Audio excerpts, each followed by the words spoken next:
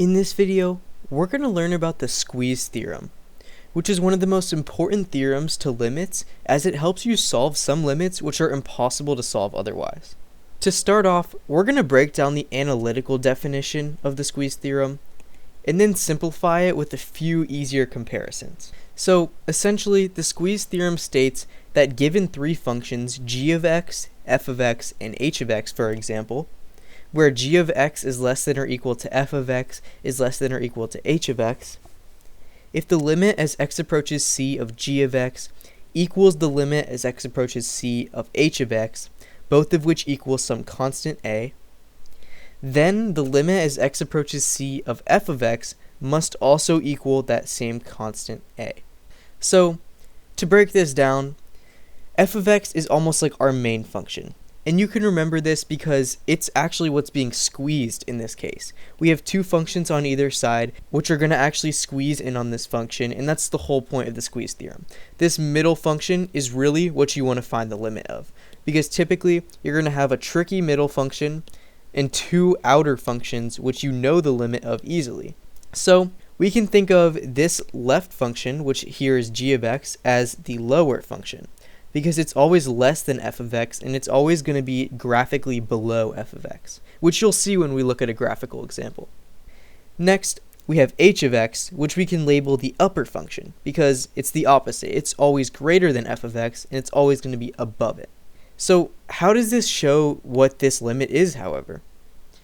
Well, if we take a look at this graph, we can see that in the middle we have f of x, up here we have our upper function, and down here we have our lower function. So you can clearly see what it actually means for a function to be less than or greater than another function. You can see that g of x being less than f of x simply means that g of x, that the y values of g of x are always going to be less than f of x. So you can see here, this bottom function is always going to be below f of x because its y values are always less than f of x. The same can be said for the upper function, but the opposite. Its y values will always be higher than. But the important thing here is that we have a less than or equal to. So it is possible for these two functions to have the same value at some point. Now you can see here that at x equals 3, for example, these three functions equal the same thing. And so if we were to take the limit of the upper function and the limit of the lower function, they would be the same at this point. And knowing that the upper function is always greater than or equal to f of x, and the lower function is always less than or equal to f of x, that means that f of x must also equal this same value, because the upper function and lower function squeeze in on it and force it to equal that. It's one thing to just understand the concept. Now we can see that the basis of this theorem is that the functions must have that inequality where f of x is in the middle. If that inequality is not true, you can't use squeeze theorem. So we're going to see how this would actually work in the context of a problem. Here we have the limit as x approaches 0 of x cubed sine of x. And we can use the squeeze theorem to figure out what this is. So first off, we want some kind of inequality that we can use to take the limit of either side and make this squeeze theorem situation true. And one way we can do this is by finding the domain of an element of this function. And so we know that the domain of sine of x is -1, 1, which is proven by this graph of sine of x.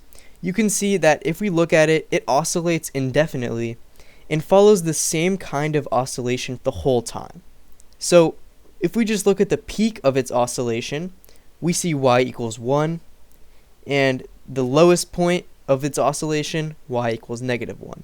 So the maximum value it'll ever reach is 1, and the minimum value it'll ever reach is -1.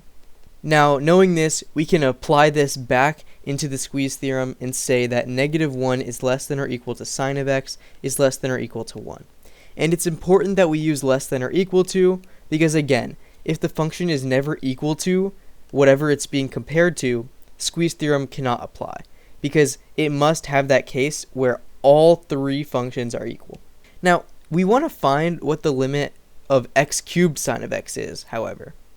So in order to make this inequality actually apply to that function, we have to multiply all three sides by x cubed. Now, once we do this, we get x cubed sine of x in the middle. But because we need to still make this true, we have to multiply all sides by x cubed.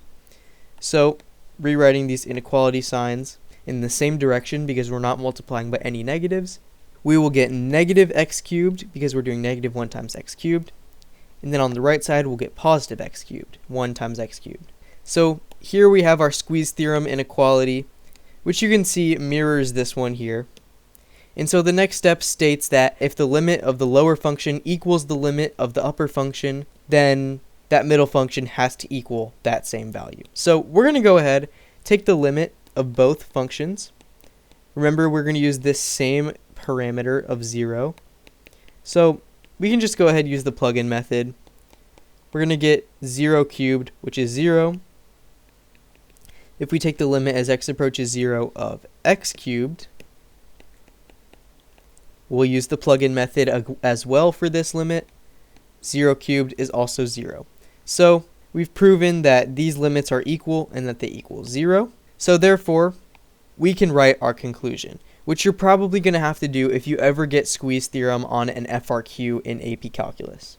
So we will state that using negative x cubed is less than or equal to x cubed, sine of x is less than or equal to x cubed, as it's important to write the inequality whenever you're using squeeze theorem. That's one of the most important parts. Then you're going to write because the limit as x approaches 0 of negative x cubed equals the limit as x approaches 0 of x cubed.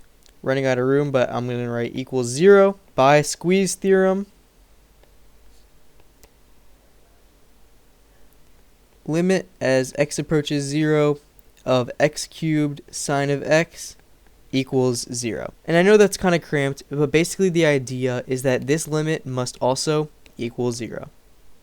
Finally, we're going to try this example in which we're tasked with the limit as x approaches infinity of 1 minus cosine of x over x. You might immediately try the plug-in method, and although this isn't technically something you should write because you can't really plug in infinity, we're just going to do this for explaining purposes. So you can see here, you might initially think that this limit is just 0 because we have infinity on the bottom, and anything over infinity, no matter what it is just 0. But we can't actually say this because there's an undefined term on the numerator, cosine of infinity. Now, because cosine is an oscillatory function, just like sine of x, which we looked at, it doesn't actually converge or approach anything as it approaches infinity and gets larger. So this is undefined. So we're going to have to use a different method. We're going to have to use the squeeze theorem. Now, just like the last problem, we need some base function to write an inequality of, and in this case, the easiest function is cosine of x, because we know it also has a domain of negative 1 to 1, and that is inclusive, which is why we put less than or equal to. We can now try and mirror this function in this inequality. So, first of all, we have a negative cosine x here, so we're going to multiply both sides by negative 1, or all three sides, excuse me. Negative 1 times negative 1 is 1, the negatives cancel out.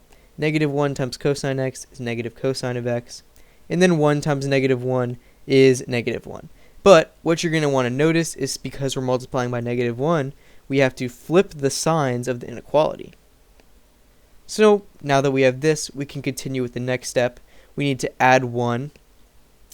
So adding 1 to all three sides will get us 1 plus 1 is 2, 1 minus cosine x in the middle, negative 1 plus 1 is 0. And then finally, we need to divide by x to get this to mirror exactly. So dividing all three sides by x will get us this. And just to rewrite it so that it looks a little nicer, we're going to flip these around. So 0 divided by x is just 0. I'm going to write it like this. So in order to have this inequality look a little neater, we're going to write it this way. And now we have our three functions, and we can apply squeeze theorem. Again, referring back to the original definition, we're going to want to take the limit of the upper and lower functions, and if they're equal, we can apply squeeze theorem. So first, we're going to take the limit as x approaches infinity of 0, And because this is a constant, the limit of a constant is just going to be whatever that constant is. So this is going to be 0. And then the limit as x approaches infinity of 2 over x. We can kind of use the plug-in method here, kind of with an asterisk, because again, we don't want to plug in infinity per se, but conceptually, because we know that a number divided by infinity is 0, we can go ahead and just kind of know this limit is 0. Again, in my last video, I explained why any constant over infinity is 0, so if you want, check out that limits at infinity. Now, we know that these two limits are equal, and they both equal 0, so we can state our conditions of Squeeze theorem to prove this. So we're going to state that using 0 is less than or equal to 1 minus cosine x over x is less than or equal to 2 over x, which we just derived. Because the limit as x approaches infinity of 0 equals the limit as x approaches infinity of 2 over x, which equals 0, by Squeeze theorem, this is the important part to name the theorem, the limit as x approaches infinity of 1 minus cosine x over x also equals 0. And so that's the Squeeze theorem in a nutshell. This is one of the harder things to get down in calculus, but don't stress if it's a little confusing, because it's not really that widespread on any kind of calculus exams, whether you're in college or AP Calculus. Just understanding it conceptually is more than enough, and I hope you guys learned something from this video. If you did, go ahead and like and subscribe. It helps me a lot. And also leave any ideas you want me to make a video about in the comments, anything you're confused about. Thank you.